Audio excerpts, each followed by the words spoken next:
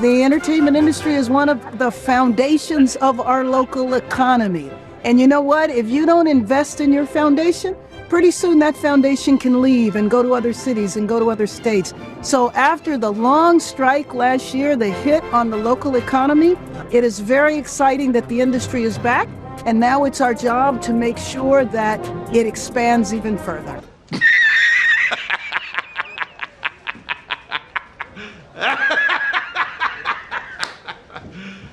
You serious?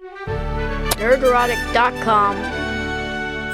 Los Angeles' hold on Hollywood is slipping. No shit. Even though Hollywood is Los Angeles. So, where is the work? Film and TV production data over the past 3 years shows a sharp decline in projects filming in the city, even as officials recognize the urgency to keep up the entertainment industry. Remember that a lot of people in Hollywood supported Karen Bass because Obama supported Karen Bass, and she won with a 3 a.m. ballot dump. Don't believe me? Go back and look. I was watching this election like a hawk. Okay. Same here. And it's crazy. It fucking happened. There's not enough work.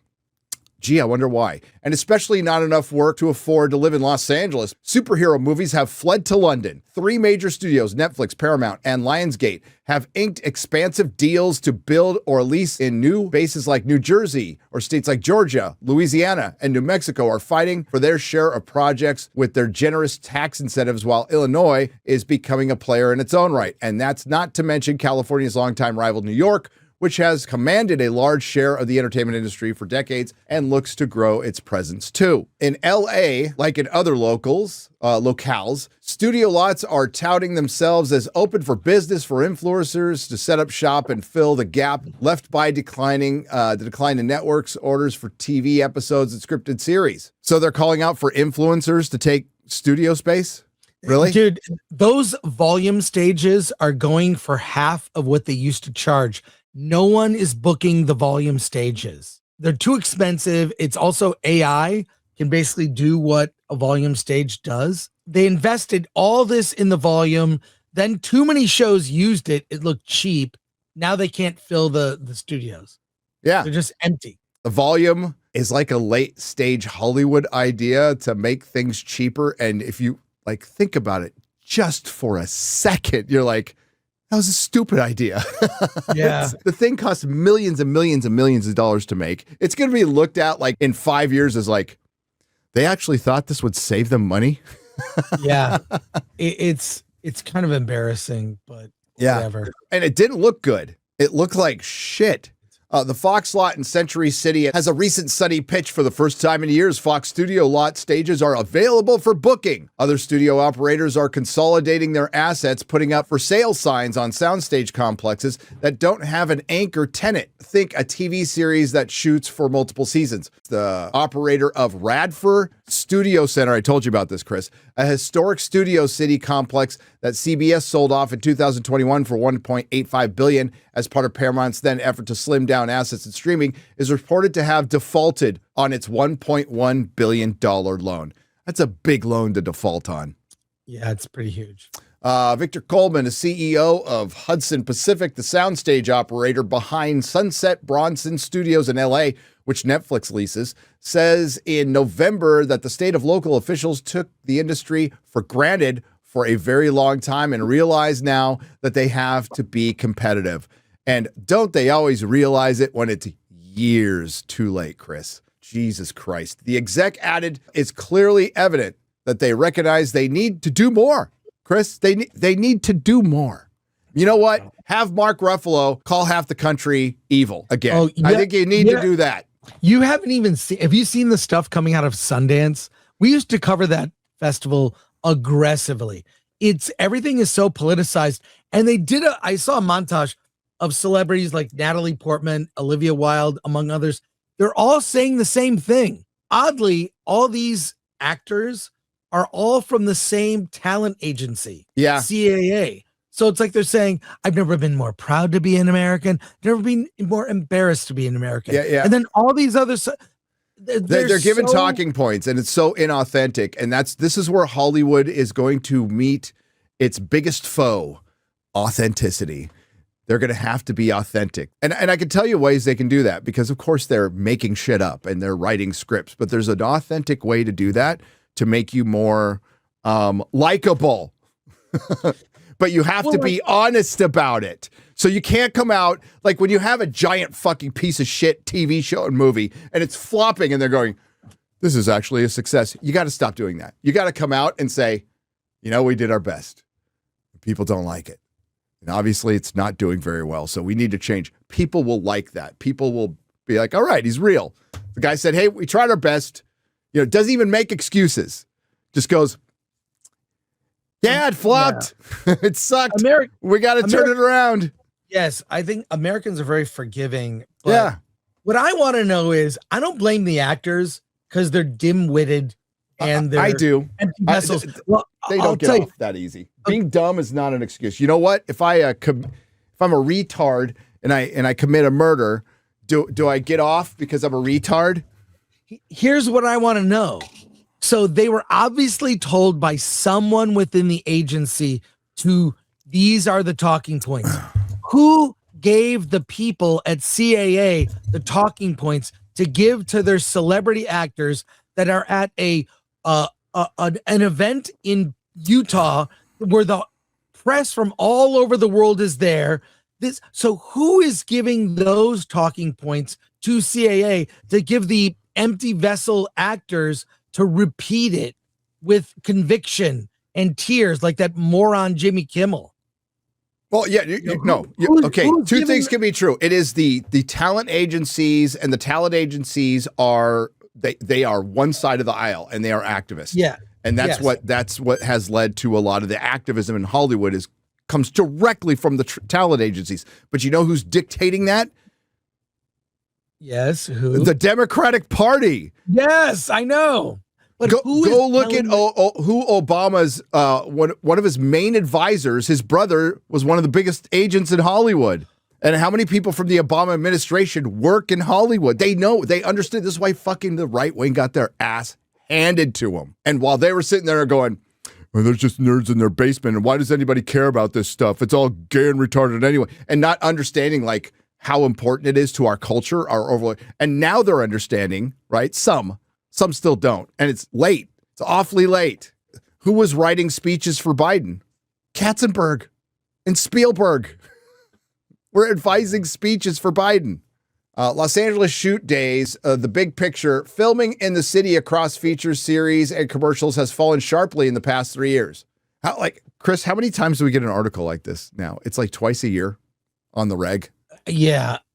Because the problem is the trades are rah-rah for the industry. Yep. 90% of what's in the trades are press releases regurgitated as articles. They do what a trade publication, we support the industry. Here's this person became the VP at so-and-so. It's press releases that are stroking egos. On occasion, though, the trades do tell the truth. And also, by the way, people in the industry, while they lie to themselves about a lot of things, like how to spin something as a success when it's clearly not. Occasionally, every once in a while, they have to tell the truth. Like, here's what's really going on. Yeah. And that would have been helpful if, and I know this is a fantasy world that has never existed and will never exist. Just want to preface with that. If a press was out there and it was legitimate and authentic, and you could still run your press releases and fine, but be very critical of things that are just obviously wrong, right? So it's at the point where they can't even deny it, because these were things they were denying for a long time. And a lot of us were going, this is going to happen. This is going to happen. It's just common sense. You don't need to be a genius to figure this out.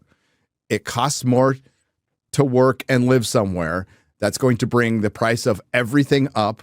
These people, what do you mean these people? These people in Hollywood are always looking to cut costs, and they have been going to other countries forever. Like, this has been going on for 20 years. But the bottom has fallen out because, look, they are almost at the COVID levels, dude. Yeah. That's insane. Yeah. And nothing's stopping the industry from committing to productions. There's no COVID or crazy rules. And that was Newsom. Yep. His were the most restrictive rules in the country. You found a way to allow the motion picture industry and the sort of the movie industry to get back to work. But you didn't allow people to grieve together at funerals or at churches. And that this may be why there's such a polarized disconnect. What you prioritize, right? This is this anger between the populace and the elite, supposedly. Here you prioritize this industry, but you were tougher on those that just wanted to go worship.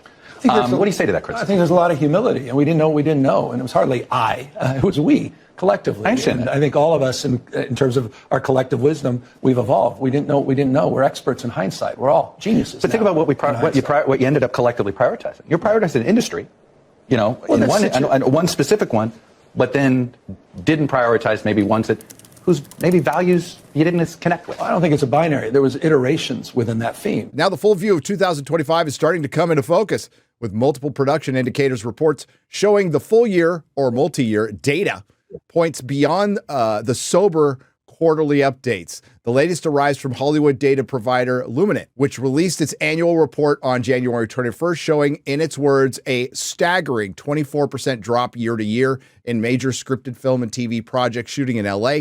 Its 6-year look at the data illustrates a long, mostly downward line, save the 2022 streaming production boom for cutbacks for production in LA as other major locales take market share. That echoes the tally from the city's primary shoot day tracker, the nonprofit Film LA. It's not very nonprofit, which disclosed that feature film shooting in LA declined by 16.8% year to year, while television shoots declined by 14.7%, and commercial shoots declined 14.5%. Overall shoot days ended at 19,694 in total last year for the LA, far below the 36,000 days just 3 years ago. Midway through the year, Film LA handed out a permit tracking for Santa Monica to the municipality. The city hasn't released an update on shooting yet. So you're asking, Chris, you said easy earlier. It would be very easy to fix this. You would get your local government to roll back regulations, give tax incentives. If they really put their nose to the grindstone, they could do it in a month. But as we talked about often, you have a profound lack of skill in the leadership department where, for example, Gavin Newsom's never really had a real job. You are, Gary, a small, you own, I know a lot of people know this, you owned a comic shop. Yeah, a lot of people might not know that. But you were a small business owner. I had Film Threat was a magazine in the 80s and 90s, now a website. You and I have both been entrepreneurs, small business owner. If I work really hard, I make more money. If I don't work hard, I make less money. Like the money I generate is directly tied to my effort. Mm-hmm. That there are less, and I have learned that since I was a kid. I had newspaper routes from the time I was 9 through 19. Why did I have them? Because I wanted to buy comic books. Yes. And Aurora model kits. I wanted to buy a car when I was 16. I wanted to pay with my own money to go to the movies. I mowed lawns. I shoveled snow. I did what was necessary to make money. Now, okay, this is a long-winded point to go to say that Newsom, Karen Bass, the leadership in California, these people, the only way they know how to make money is raising taxes. Is taking it. And they have a right to do it. And they're acting like the monarchs we fought to free ourselves from. Mm-hmm. They're acting like lords. Of years ago. You are hunting our deer and our sheep. We need a tax. I'm being serious. They don't know how to make money. Now, I learned all these lessons at a young age, and I've done well. I've not done well, but I've struggled and I've learned lessons.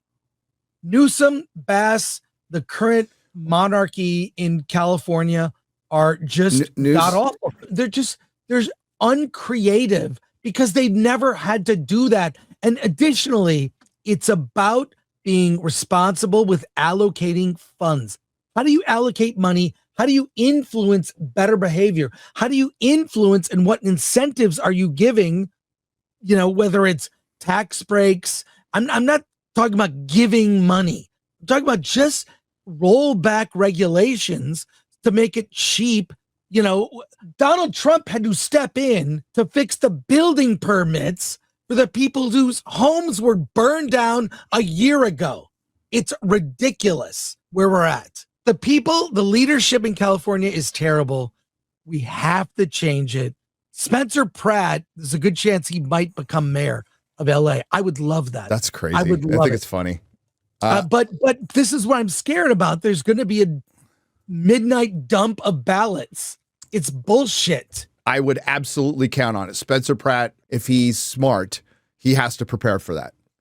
You can bitch about it all fucking day long. It's going to happen. So you got to make sure you win big enough for that not to affect it. But that's going to happen. And again, that's something that they want. That's something that the Uniparty wants. They want us to not trust the voting system so they can come in. It's called problem reaction solution. We flood our votes with dead people voting, people who are not citizens voting, mail-in ballots, multiple people voting for, same person voting like 30 times.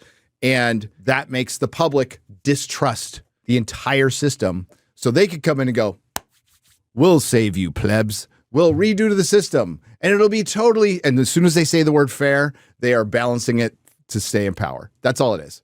And it's a bunch of people who want to stay in power. It's the Uniparty, by the way. And that's how they do it. They break a system so they can remake it.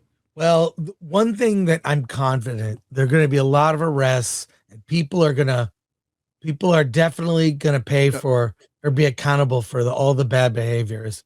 And there's going to be justice. Sure. At some point. But when it comes to Hollywood, it's really too late. And Karen Bass will not be able to fix a declining industry when she can't again rebuild a neighborhood. And they'll vote her in again, bro. She will. I want Spencer Pratt to win, but I think that Hollywood would just vote her back in. I think they would. I think so too. I'd love to see different. The thing is, going back to Hollywood, they based everything off the highs, which is like the dumbest thing you can do in business. These are highly paid people, Chris, and we're told the smartest people, in the country who are running these corporations, and they decide to base their entire industry on the highest of highs, which was the streaming burst after COVID, thinking it's just going to always be this way. And I can't imagine somebody being paid 7, 8 figures, whatever, to make those kind of decisions when it was obvious to fucking everybody that, this isn't going to last forever. You probably shouldn't base your entire business model on this one little pocket of time where everybody was locked in their fucking houses. But they did.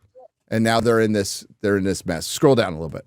State and local officials are seeing the same numbers and have been aiming to take action. That urgency, in part led by Governor Gavin Newsom, signing a bill in July to boost incentives for film and TV projects from $330 million to $750 million annually. Drop in the bucket. It's a drop in the bucket. It's not enough. You know how pathetic you have to be when you can't compete with the UK, one of the most expensive places on earth to live. But that effort was framed as the first necessary step among many others, including efforts to cut more red tape to make it not only tax-friendly to shoot in the state, but make sure that there are fewer hurdles for indie filmmakers and major producers to step over in order to do so. But those hurdles are still attached, and some of them are DEI hurdles. Yes, you heard me right.